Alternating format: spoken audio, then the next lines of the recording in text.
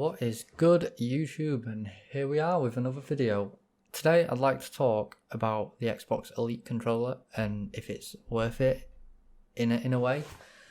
I use it. I've got one myself. I've actually had three, and I feel like they are good in a way, but they also have the bad parts. Quite a few bad parts on my behalf, to be fair. And is it worth it for playing Call of Duty? Has it helped me get better at the game as such?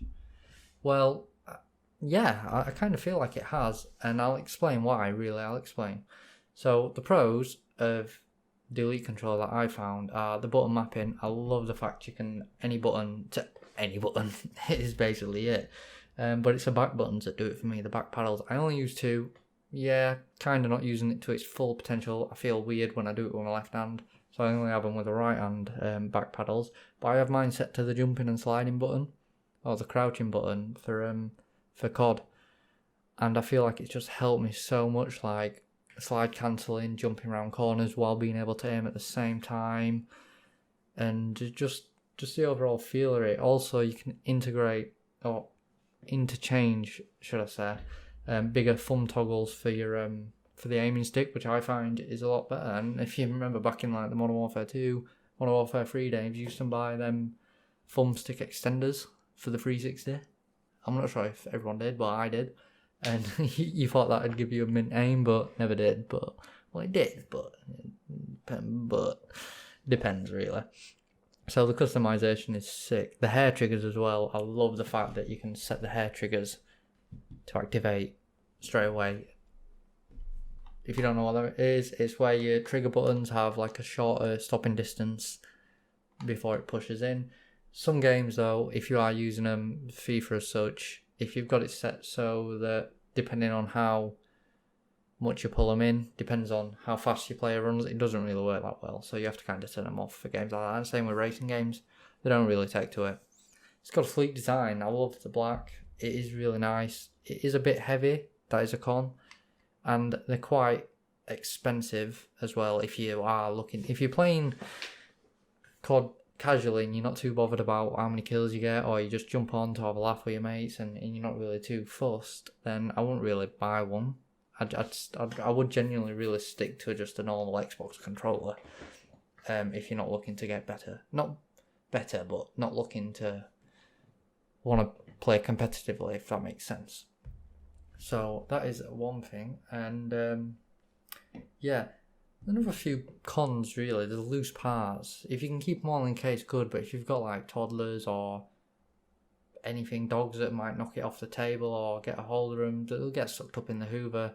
I've had to fish through the Hoover a few times for my bits. I am terrible at housekeeping. Yes, I know. Nobody needs to tell me, because I know myself.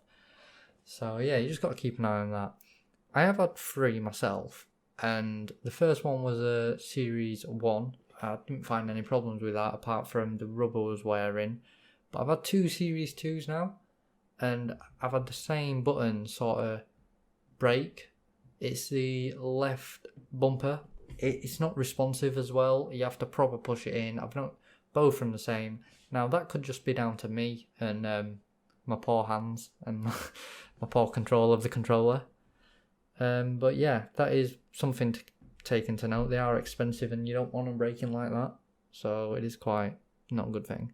They do work well for other games though. The reason I really got one was to play Fortnite back in the day, to help with the building and that. And yeah, it really did help, I will say that. It really did help. I mapped every single build to every single button, but I've come a long way from that, and I prefer Warzone a lot more. In the background, as you see, it is a Warzone gameplay, me using the controller, and bearing in mind, I've not played Warzone in months since the Pacific update came out. I've only had a few games, so this is just me getting back into it and hopefully starting to play it a lot more. So yeah, I feel it's like, why do you want an Elite controller? If you want it to get better and to help improve at the game and to help being able to aim while jumping around in corners, to start grinding, then yeah, I would really recommend it, because it just feels like it helps to compete against PC players too, helps with a lot of aspects, and just the customization as well. Speaking from playing Call of Duty, because that's all I really play. Apex as well. Apex, it helps a lot, I feel. But if you're not wanting to do that, and you just want to play casually, and you just, you know, you want to have fun. I would say having fun playing competitively, but sometimes you don't when you're competing. So yeah, I do feel like they are really good options, but only if you need it, just because of the price. If you can do without, and you're not wanting to jump and aim around corners or like slide cancel, or you can do it on the controller. Then yeah, on the normal controller, then yeah, you might as well do that. It's a cheaper option. Or if you're looking to save, then yeah, I would really recommend it, even though with the negatives. But yeah, so yeah, that's it really. What's everyone else's opinion? Just let me know down in the comments, and I will read through them. And yeah, I'm really curious to know what other people's thoughts are, because they're my thoughts, and I'm happy with it. So yeah.